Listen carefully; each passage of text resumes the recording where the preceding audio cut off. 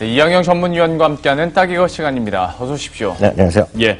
앞선 예고에서 국가 예산안과 관련해서 어떤 투자 아이디어를 얘기해 주신다라고 해 주셨는데요. 좀 예산안 자체가 사실 좀 생소한 내용이거든요. 설명을 네. 해 주시겠어요? 네, 예산안도 좀 우리가 좀 피부에 안 닿는 분이 많은데요. 특히 오늘 얘기할 거는 예산안의 편성 지침에 관한 얘기거든요. 예. 그러니까 이것이 뭔지부터 좀 개념을 잡으셔야 되겠는데요. 매년 봄에 발표합니다. 그래서 어제만 처음 내는 것이 아니게 되겠고요.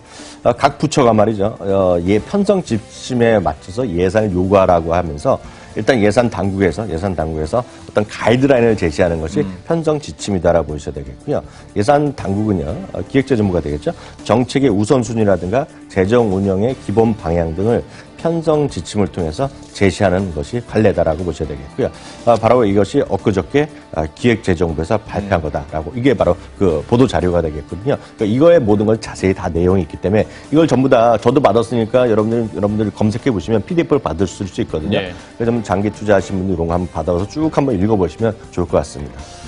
제 기억이 맞다면 지난해 뉴스에서 처음으로 예산이 이제 400조를 네. 돌파했다 뭐 네, 그런 맞습니다. 뉴스가 예. 있었는데 그러면 그 다음 그러니까 2018년, 2019년 예산은 어떻게 확정이 됐습니까? 계속 이제 아직 확정된 건 아니라 예. 대충의 원칙만 나온 것이 되겠는데 말씀하셨던 대로 2017년에 400조가 넘었고요. 2018년은 올해는 이제 428조 정도. 여기다 이제 추경 예산이 되면 약간 다르겠으나 네. 일단 작년 연말에 통과된 거는 430조 되니까 그냥 500조도 어떻게 멀지 않았다는 얘기하고 하는데요.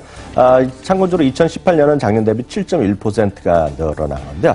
어저께 나온 거 보면 내년에도 최소한 5.7% 이상 늘어나는 거죠. 그러니까 당초 계획보다 훨씬 좀 높아질 수 있다는 것인데요. 이번 지침을 통해서요. 재정의 지출을 기본적으로 당초 계획이 연 5.7 정도였는데요. 5.7에서 5.8 정도였는데요. 이걸 확정적으로 좀 운영하겠다는 것을 공식적으로 했습니다. 그래서 이례적으로 예산 증가율의 하한선을 정해버렸어요. 그러니까 최소한 이 정도 이상 더 써라. 아주 특이한 경우가 나온 거죠. 그러니까 예산 증가율의 상한선이면 우리가 상식적으로 이해가 확 가는 내용인데 하한선이라고 하니까 약간 생소하긴 하네요. 진짜. 그렇죠. 문재인 정부가 이미 작년 9월에요. 2017년부터 21년까지 국가재정 운영계획 5년간을 계획을 발표했는데요. 예. 이 당시에 보더라도요. 연평균 총지출의 증가율로 5.8%로 상향 조정한 바 있거든요. 그러니까 이거에 관련된 거라고 보셔야 되거든요. 여하튼 확장적인 정부 지출과 필수적인 예산 증가, 그러니까 이런 것들이 늘어날 수밖에 없죠. 더 쉽게 얘기해서 정부에서 돈을 더 쓰겠다. 예. 그러니까 쉽게 해서 트럼프 돈을 엄청 쓰겠다는 사람이잖아요. 그런데 우리나라도 결국 뭐 트럼프만큼은 아니겠으나 기본적으로 좀 정부에서 돈을 더 많이 쓰겠다. 이것이 기본적인 큰 방향성이다라고 일단 이해하시면 되겠습니다. 근데 이렇게 돈을 마련하면 항상 이제 관심을 갖는 게 이 돈이 과연 어디에 비중을 크게 편성을 두느냐일 네. 거잖아요. 이게 네. 정말 투자 아이디어로도 갈 수 있는 부분인데 좀 네. 어떻게 예상해 볼 수 있을까요? 이게 보면 이제 추이를 좀 보셔야 되겠습니다. 그러니까 네. 과거에 어땠고 이번 정부 들어서 어떻게 했냐는 것인데 2015년에 보면 아시겠지만 이제 그 박근혜 대통령 시대가 되겠네. 그때 보면 벤처 그 당시에도 있었고 뭐 혁신 뭐 여러 가 있겠고요. 항상 보면 여성 얘기도 많이 나왔고 청년 고용 그때도 많이 나왔고요. 네. 뭐 고용을 늘리는 걸 얘기했고 그것이 2015년 정도가 얘기되겠고요. 2016년은 이제 수많은 이제 경제에서는 정말 창조 경제 얘기가 많이 나오잖아요. 그렇죠. 그러니까 창의, 혁신 이런 것들이 많이 나오겠고요. 그 당시에도 이제 미래 여건 변동에 선제적인 대응한다 이런 얘기 많이 나오는데 이제 2017년 작년 그리고 올해부터는 확실히 많이 나는 거가 일자리 창출 그리고 청년 일자리 이런 것들이 많이 얘기가 나올 수밖에 없겠습니다. 그래서 창조 경제의 말을 이제 바꾼 것이 이제 요즘은 4차 산업혁명이 많이 나오거든요.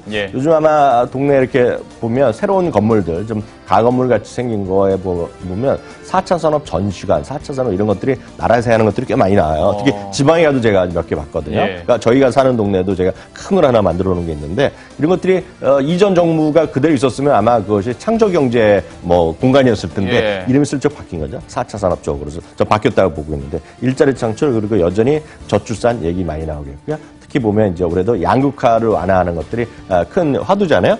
그런 게 있겠고. 2019년 이제 본격적인 내년 들어가도 역시 청년 일자리입니다. 그러니까 이제 문재인 정부는 2018년 그리고 2019년도 청년 일자리에 대해서 집중적인 어떤 일자리를 만들겠다는데 이게 당장 정부에서 하더라도 한계가 있잖아요. 무슨 새로운 어떤 최근에 보면 뉴스 보니까 어떤 건물을 안전진단 검사하면서 청년들을 고용한다는 얘기가 나오는데 이게 한계가 있을 수밖에 없기 때문에 그런 교육이라든가 각종 복지 이런 것들이 많이 늘어날 수밖에 없다는 거가 되겠고요. 또 하나는 이제 저출산은 또 다시 들어가겠고요. 저출산뿐만 아니라 이제 고령화가 문제가 되거든요. 그러니까 고령화되면 늘 말씀드리지만 많은 사람들의 복지를 해줄 수밖에 없습니다. 어떤 나라의 경우에도 병원에 가야 되잖아요. 근데 돈이 없어서 못 간다는 게 약간 이해가 안 되잖아요. 지금 요즘 같은 시대에. 그러니까 그런 것들이 상당히 본인의 부담을 줄이는 거죠. 왜냐 이 방송 보시는 분들 중에 의사나 이런 분들이 좀 반발이 많으신데 네. 그거는 이제 그분들의 입장이겠고요. 하여튼 나라의 입장에서 보면 어떤 이런 양극화 그리고 어떤 복지 그러니까 의료 복지 이런 것들에 대한 투자가 여러분 어떤 본인들의 선호하고 반대하는 게 있겠으나 그건 뭐 필수적인 항목이 될 수밖에 없겠고요. 예. 그리고 또 하나 요즘은 안심 케어 이런 것들을 많이 하잖아요. 예. 이게 보면 워낙 또 어떤 밤에 무서운 일들이 많이 벌어지고 네. 그러니까 묻지마 이런 뭐 폭력 이런 게 많아 보니까 이런 것들이 보면 지금보다 훨씬 더 많이 CCTV도 많이 달려 있을 것 같고 뭔가 이런 것들이 전체적인 거 되겠고 또 하나는 역시 문재인 정부에서 크게 보면 결국은 어떤 군대 의무 복무 기간이 약간 줄이면서 그걸 대체하려는 것이 결국 그러잖아요. 결국 이제 안보 쪽에 좀 강화하는 것인데 이것이 보면 어떤 군사 방위 시설에 대한 현대화 이런 것들에 대한 투자가 또 많이 늘어날 수밖에 없다. 이런 것들이 크게 봐서 2018년 편성지쯤에 또 약간씩 변하는 재밌는 부분이 되겠습니다.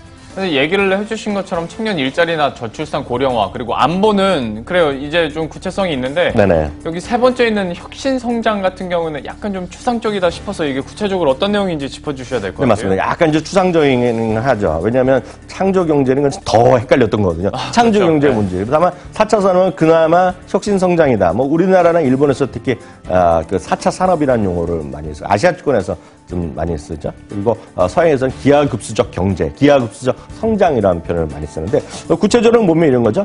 기초 연구라든가요, AI 그리고 빅데이터 등에 대한 핵심 기술에 투자를 확대한다는 것이 이번에 좀 앞서 말씀드렸던 예산 보도 지침에 나와 있고요. 또 도심의 노후 단지를 좀 스마트화하겠다는 거였고요. 예. 드론이라든가 자율주행차 스마트 시티를 해갖고 스마트 시티를 얼마 전에 저게 또 발표한 거 보면 저희도 방송 한번 해드렸는데요. 2011년까지 우리나라의 스마트 시티를 몇 개 만들겠다. 뭐 이런 거잖아요. 그러니까 스마트 시티에 대한 사업에 대한 집중적인 지원이 있겠고요. 우수한 인력 양성을 위한 뭐 양질의 프로그램 개발, 지원 운영 이런 것들은 일반적으로 들어가는 멘트다라고 일단 이해하시면 되겠습니다.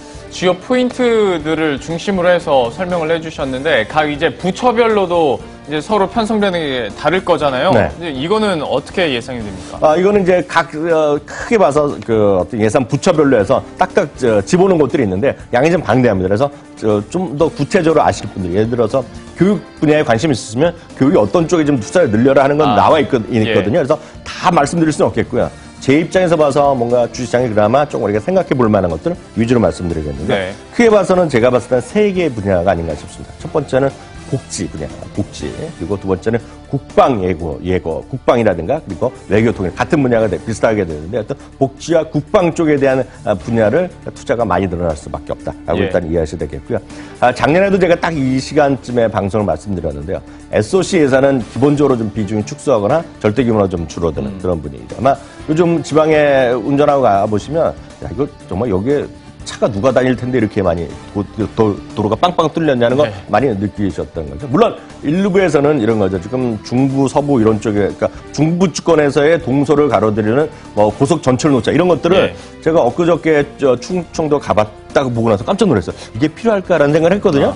또 많은 분들이 이러잖아요. 인천에서 지금에서 KTX 타고 평창 가잖아요. 네. 그걸 누가 많이 탈까 이런 건 고민하지만 어찌됐건 평창 올림픽 때 했는데 이제는 새로운 어떤 SOC에 대한 집행 이런 것은 좀 비중을 지속적으로 축소해야 한다는 얘기고요. 신규 투자는 지양한다고 나와 있고요. 예. 그리고 SOC 투자는 완공 위주. 그러니까 지금 대구에 하고 있는 것을 좀 잘 마무리하자. 예, 이런 거 이렇게. 그러니까 이런 SOC 저가 10년 전, 20년만 하더라도 업계 들어왔을 때 보면 이거 뭐 SOC 투자 관련주 많이 썼거든요. 네.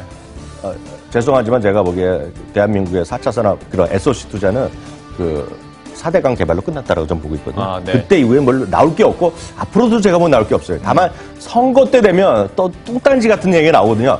한국과 중국의 지하 터널, 예. 그 제주도와 여기에 뭐 육지하 터널 이런 얘기하는데 예전만큼의 효과는 별로 없고 신뢰성도 좀 떨어질 것 같습니다. 뭐 지역별로도 새로운 막 선거철 되면 그런 게 나오긴 하는데 큰 골자에서 봤을 때는 좀 SOC 쪽으로는 점점 줄어들지 않을까 얘기를 해주셨어요. 그렇다 보면 이제 점점 주식시장의 투자 전략과 관련해서도 윤곽이 드러나는 것 같은데요. 네네. 좀 중점을 둬야 될 부분이 확연히 차이가 있네요. 이런 거죠. 박근혜 정부는 창조경제, 그리고 문재인 정부는 4차 산업. 네. 이거를 딱 여러분들 꼭 좀 기억하시면 되겠고요. 거기에 보면 그 와중에서 청년 벤처 활성화 이거거든요. 청년들이 지금 일자리가 없고 아무리 하더라도 아무리 소방서를 늘리더라도 한계가 있는 거거든요. 예. 그러니까 이게 보면 벤처를 활성화하기 위해서 작년부터 계속 연말부터 나왔던 코스닥 그런 거 KRX 300 이거 같은 흐름이다. 그래서 이런 쪽 계속 좀 관심을 보셔야 되겠고 이런 것들이 결국 코스닥의 활성화에 우호적 환경은 계속 될 수밖에 없다. 라는 믿음을 좀 갖고 있고요.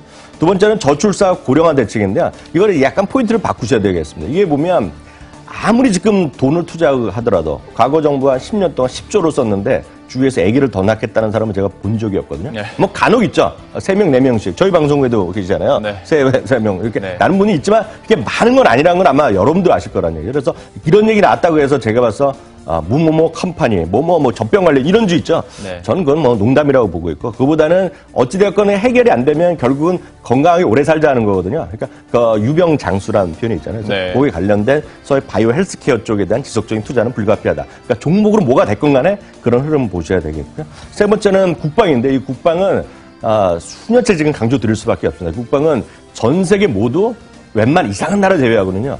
그러니까 소위 육군에 있죠, 육군에. 예. 지상병력 감축입니다, 지상. 이건 어느 나라는 감축이겠어요. 먼저 북한은 모르겠고, 지상면은 감축이고, 미국, 중국 마찬가지인데, 지상병력의 감축이 절대로 국방력의 감소를 의미하지 않는다. 뭐냐면, 결국 국방 예산 더 쓰는 거죠. 작년 올해요. 미국에서도 예산 항목 중에 제일 많이 나는 것이 국방 예산이 되겠고요. 이번에 중국도 생각보다 더 발표된 것이 국방 예산이 되겠고요. 우리나라도 작년 올해 국방 예산 증가율이 가장 탑입니다. 그래서 이런 것 좀 꼭 염두에 두시면서 생각하시면 될 것 같네요. 그러면 실제적인 투자 전략을 세워봐야 될 것 같은데 이학영 위원의 성향상 이런 내용을 했을 때 딱 한 종목을 찝을 것 같진 않고 그러면 어디에 투자를 해야 됩니까? 이런 거죠. 4차 산업 관련 펀드는 제가 여러 번 집중적으로 말씀드렸는데요. 글로벌 4차 산업 일동제품 플러스 하나 UBS에서 사는 거. 제가 보기에 가장 좀 유명하니까 제가 말씀드리겠고요. 또 한국만 보시면 한국투자의 한국의 제4차 산업 혁명 펀드 제가 여러 번 설명드렸고요. 바이오 쪽은 종목을 하나 잘 찍는 분, 뭐 그런 분은 하시면 되겠고요. 이거는 저 자신도 능력이 없거든요. 이게 아마 제가 맞을 것 같습니다. 이거는 코덱스, 예를 들어 코덱스 헬스케어가 되겠고요. 멀지 않아서 아마 하반기 정도 되면 KRX 헬스케어가 나올 가능성이 크거든요. 그러니까 그런 거 여러분 관심 있게 보시면 되겠고요.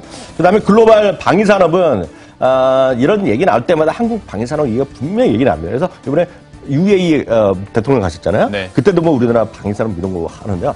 제가 보기에 그건 약간 농담이다. 그래서 큰 의미가 없다 보고 있고요. 중요한 거는 전 세계 방위산업은 다 커진다. 우리나라도 마찬가지죠. 우리나라 방위산업 현대하는데 갑자기 우리나라 무슨 죄송하지만 몇몇 이런 거 아니거든요.